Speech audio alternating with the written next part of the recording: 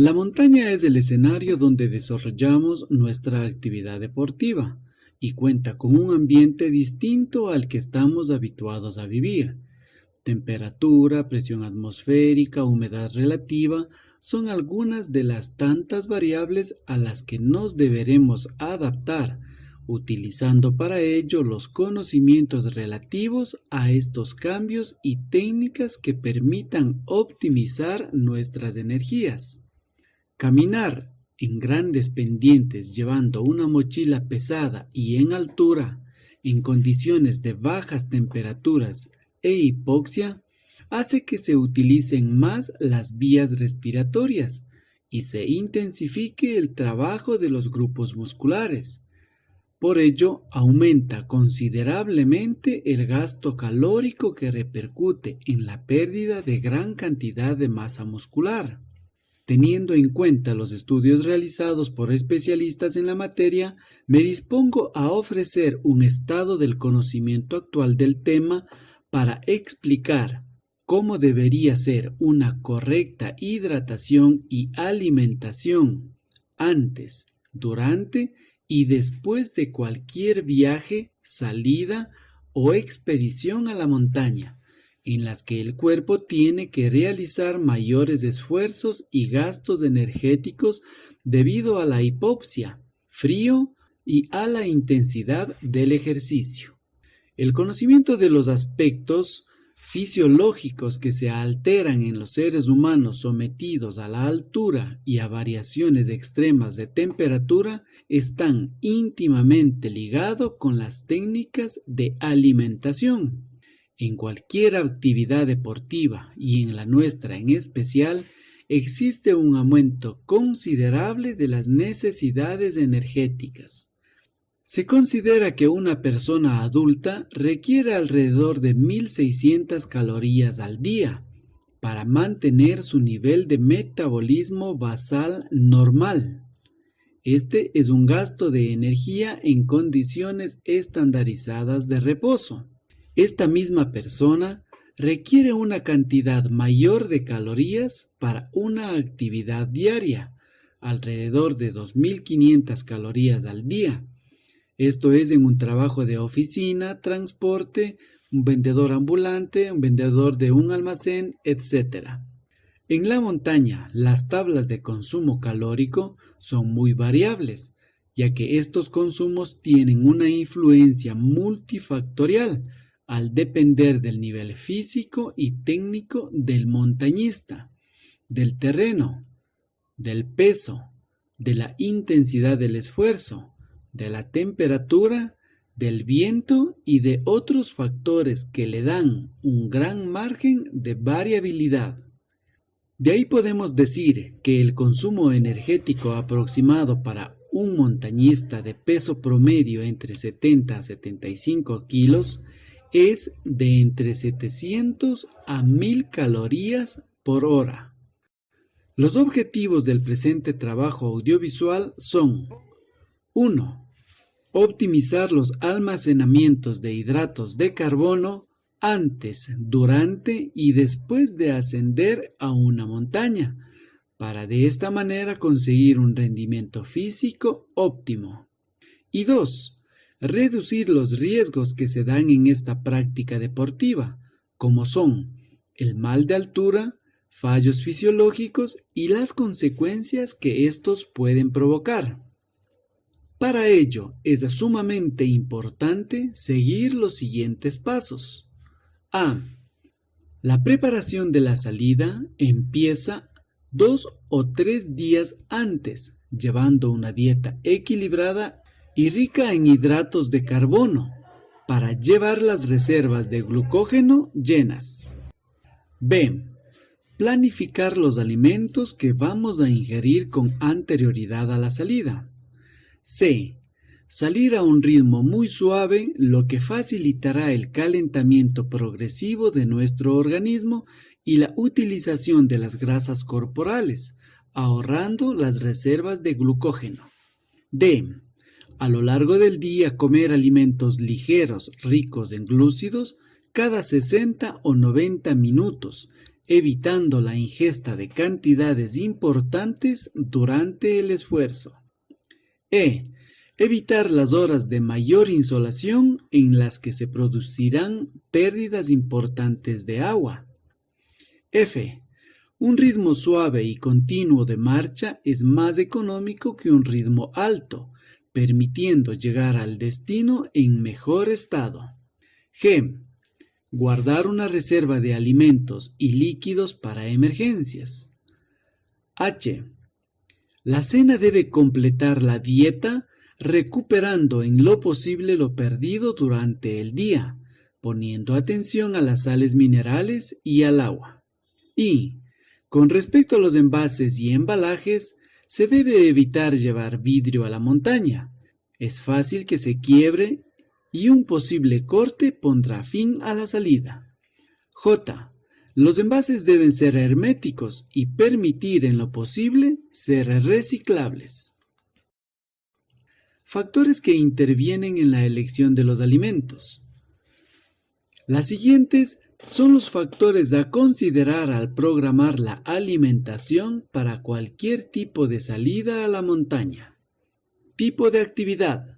Determinará la cantidad de comida a llevar, a lo calórico de la misma.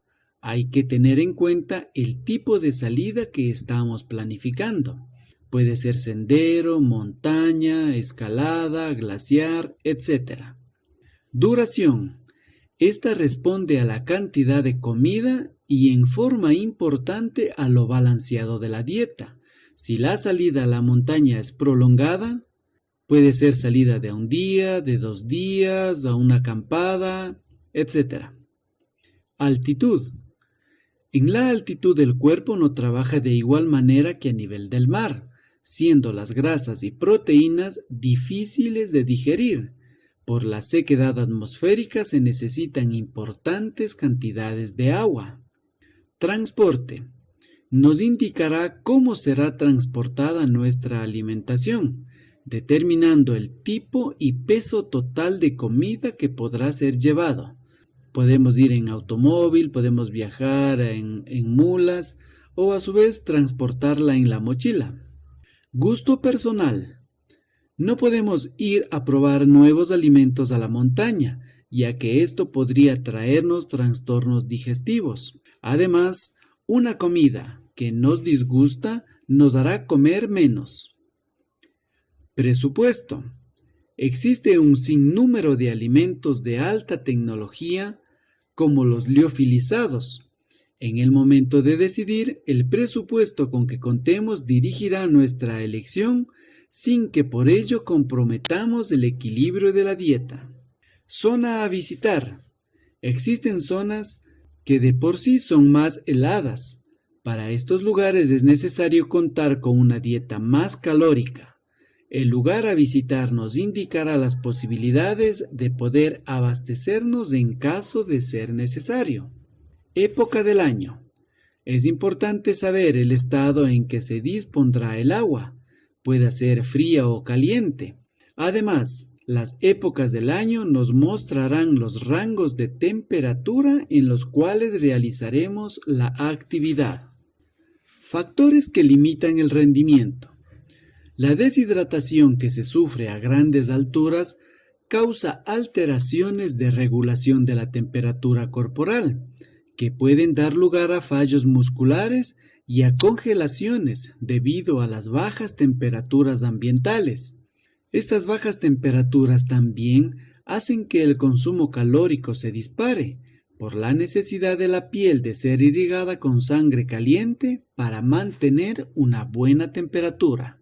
Un factor clave que limita el rendimiento es el mal agudo de montaña o mal de altura como lo conocemos todos, producido por una mala aclimatación del cuerpo a la altura y que se manifiesta generalmente con dolores de cabeza, falta de apetito, mareos, fatiga, vértigos, disfunciones digestivas, etc., lo que condiciona mucho al montañista a la hora de alimentarse e hidratarse adecuadamente para un buen funcionamiento metabólico. Consejos prácticos.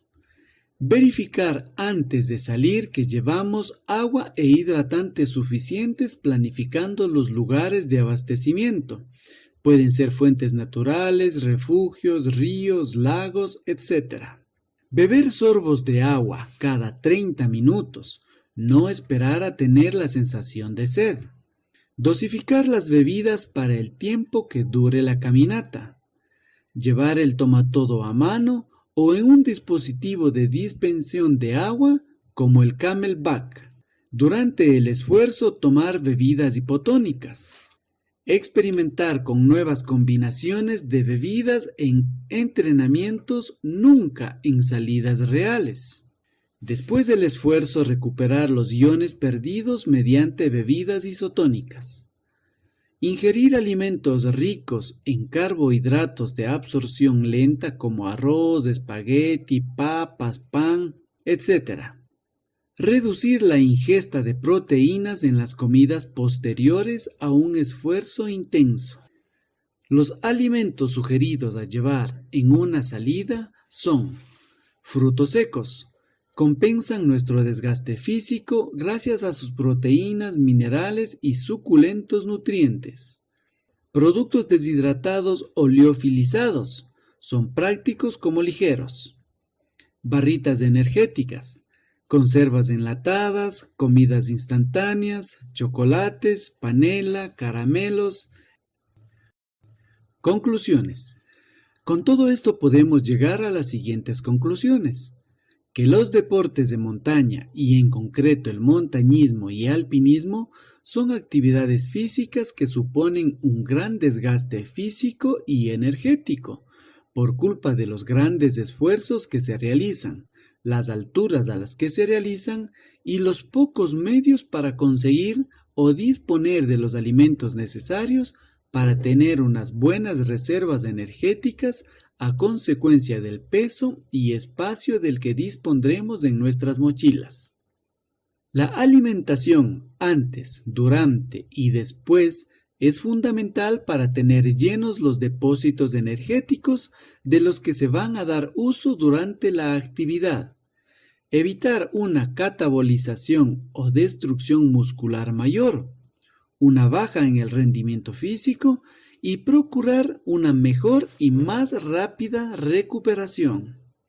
La hidratación es fundamental en cualquier práctica deportiva y más aún en el montañismo, al ser más fácil la deshidratación a partir de determinadas alturas y por las bajas temperaturas.